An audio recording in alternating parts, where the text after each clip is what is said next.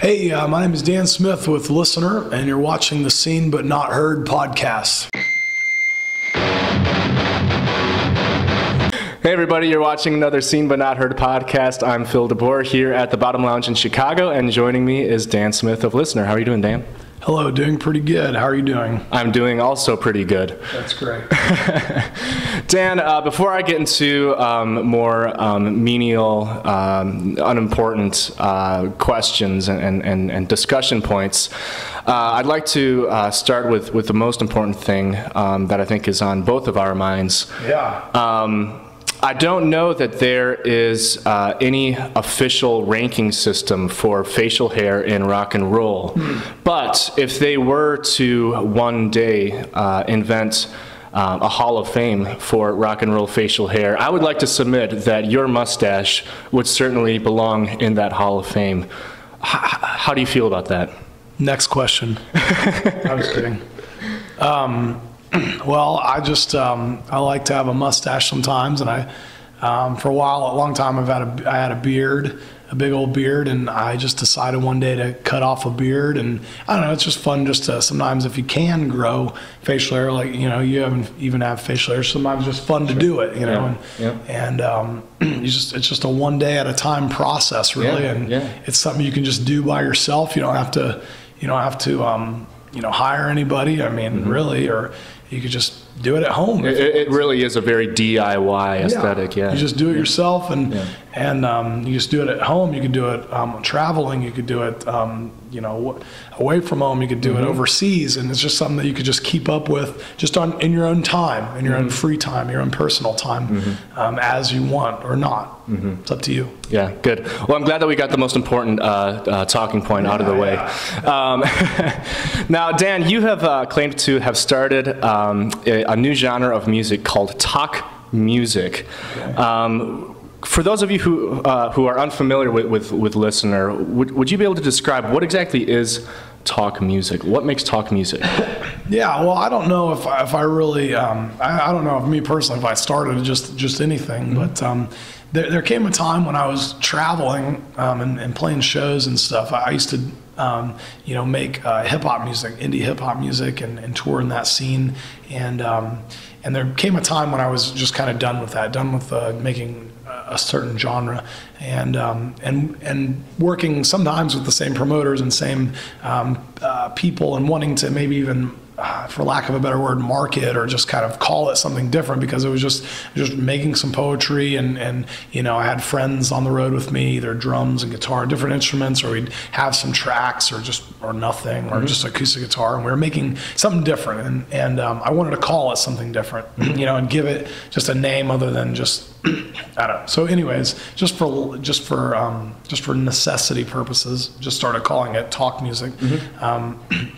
I think there are some other bands that have, vocals that are in a, kind of poetry style, and I don't, whether or not they, prefer another genre name or none or whatever, I don't know, but that's just something that I just wanted to call what we, or have been calling what we've made for the longest time, and for several years now, and just call it talk music. It's just basically talking and poetry over music. No, I'd heard actually from previous interviews that one reason why you left kind of like the rap or hip hop style was you kind of became disenchanted with a lot of what the music was about. It seemed like it was kind of marketed to a specific subset of people that's not necessarily relatable to a larger public, and that was one reason why you wanted to start this project with Listener.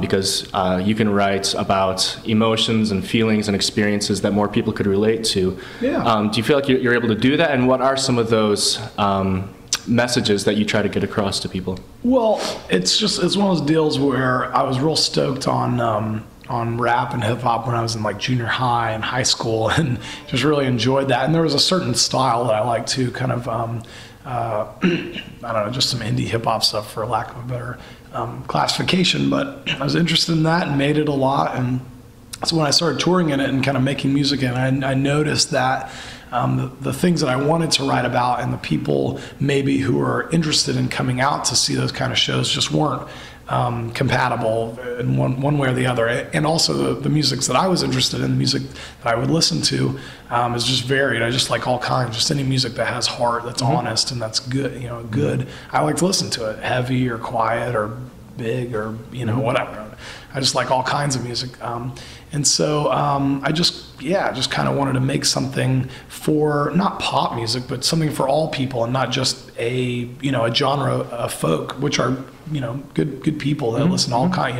There are people that come out and just will listen to punk bands or hardcore bands or hip hop groups or whatever, and that's great. And those people have their tastes. But I kind of like the idea of just being able to write just my thoughts. If I want to write a concept record on whatever, or if it happens to deal with emotions or not, or just something that is the things that I want to write creatively, and just be able to express myself and say the things that I want to say, and not have to think oh, is this going to be acceptable in a genre? Are we ever going to be able to tour on this or sell a record if we're only dealing with this one kind of subgenre kind of a situation? I wanted to just make music and words for everybody. Yeah. Dan, your last name is Smith. It is. Are you related at all to Mark Smith, the founder of slam poetry?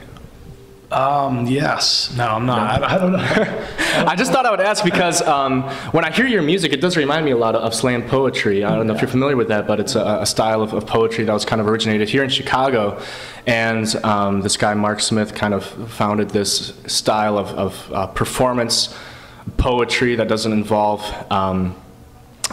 costumes or props or anything like that. And he's kind of developed these competitions, and that style of kind of performance poetry reminds me a lot of your music. Do you kind of see similarities in that, or how do you like to? I guess how do you like to perform your music? Is there like a mindset that you have, or is there anything that you're trying to do?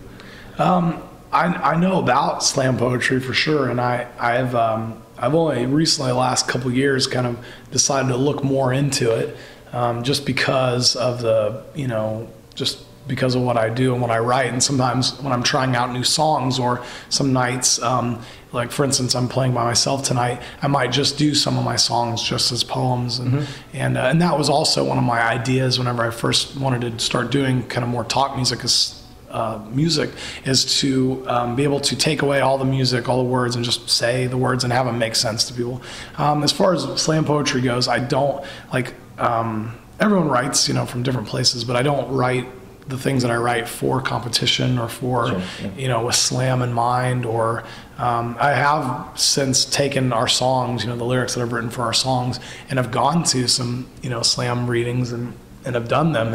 And to my surprise, I was accepted, for whatever reasons in those worlds. And I'd like to maybe try them out on even a national level, or I don't know if but touring kind of keeps me pretty busy. And so, but I don't know, just to see who's out there and see other good creative writers who are doing interesting things. And I kind of like that, just for that aspect. Some of it, I'm just not interested in, because there also is, that kind of genre element to it, where there's some kind of things that you have to do to, it seems like sometimes, or at least some of the forerunners that are in slam poetry, there's just a lot of people that basically kind of sound like those people I've found, but that's how it is anywhere. Yeah.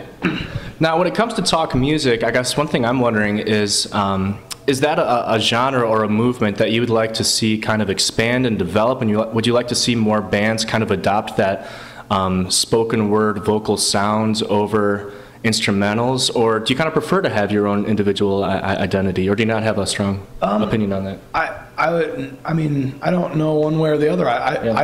I enjoy listening. Like whenever I hear a band that has something like that, I enjoy listening to it. It'd be great, and we've been playing with some bands who are just, local bands sometimes here and there that are trying it out. And sometimes, it's just a skill, just like singing and the way you write poetry and stuff, and even, yell or whatever, however you're going to do it over music and stuff. I think it'd be great. I think it's a pretty nice dynamic way of expressing certain words and stuff, and certain feelings, with music. I kind of like it, but that's just me. Cool. I like it too. Yeah, I think it'd be great if some band, more bands try it. It'd just be great. Yeah.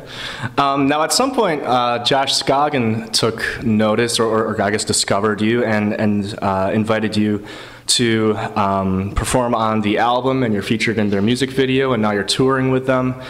I guess the first question I have is, well, for one, I guess that's how I discovered you, and I imagine that's how many people found out about Listener and who you are. How did Josh and you connect? How did you guys find each other, and how has that relationship kind of helped you gain exposure? Yeah.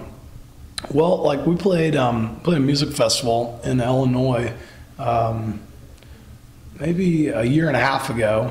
That's when we all met, and I think maybe Chris, the other guy in Listener, he told me, said that, you should go watch the Chariot, and I'd never heard their band before, and so I did, and I really liked their live show, and I think maybe David, their drummer, or John, one of their old guitar players, had maybe seen us before, John's wife, Kira, maybe, and I don't know how that really happened, but I did notice one show we played, Josh was there and maybe a couple of other guys from the Chariot, and I just started talking to Josh at that festival about maybe even trying to do a song together, or just saying, hey, we like each other's bands, kind of a deal, and that was real nice. Good to meet him, and because I genuinely did like their live show. What I saw, I don't know much about heavy music or anything like that, but they're put on a pretty good live show. So and good music too, and good people, and that's important to me. So I like that. I mean, I've been touring with Listener as the name of what I've done, touring for about 10 years of my life. And even before that, I called just whatever music project I did Listener. And so the last maybe 5 years, me and Chris have been touring together, 4 or 5 years. And so yeah, I mean, we've been just out there touring, making records and stuff, and it's been great, it has been nice, making that song with the Chariot, and a lot of people have found out about kind of our band, our music, I think because of some of that stuff, and there's been a nice ripple effect of some, thankfully, maybe some people just sharing with friends, about our records and stuff, and coming out to shows, and it's been real nice. But we've really enjoyed ourselves on the road the last so many years. It's been just great on the road. I mean, even now I've never really toured in such a big way before. It's a little overwhelming, but I enjoy it, and I try and love people and take it all in, and meet and greet everyone that came to the show to see us and stuff. And that's been nice. But we for the longest time, we've had a very kind of DIY, like baby stepping across the country kind of a way, almost like a living way of touring. You go and live out on the road, so to speak, and play shows at art galleries and house shows and some bars and stuff, maybe 50 or 60 people at a show or something. It's very very warm and enjoyable. But this tour has been really nice too. Everyone's been really nice to me, and during the performance, and even just all the other bands and stuff. It's been great. Do you have any upcoming projects or albums that you're making, or anything that you're exploring or doing after this tour? Anything to look forward to ahead? Yeah, I've been, as far as words go, I've been writing a lot, just all kinds of words and songs, and starting songs, but not necessarily finishing them. And there's just a lot of ideas, and I always kind of write things down. I always kind of just keep a log of my ideas, and if I have a line or something I want to write about, I just write it down. And I have a lot of things, and I've started a lot of songs but just not finished them. And Chris is at home right now making a studio in Nevada and working on music, and he's working on a new record label, a 7-inch record label that he's starting up and going to put out just some friends and bands and people that he believes in, and people we've met along the way, and which is pretty cool. And he's working on music too, his own solo stuff and music, and we're also working on an EP and like a full length and stuff. So after this tour, we're taking several months off to just write and do other things and have new experiences, and just kind of sew into our lives some just new ideas and stuff, and come out again and awesome. and make some more. more yelling and poetry. Yeah. Awesome. Well, that's great. Thanks so much for talking with me. It was a pleasure, and I'm really looking forward to seeing you perform. You're a really fascinating person, and I think it's awesome what you're doing in art and music and in culture, and I'm excited to see what new things you're able to create. I appreciate it, man. Thanks a lot. You bet. Thanks, bro. All right, and thank you once again for watching another Seen But Not Heard podcast. As always, we hope to have another episode coming soon to you.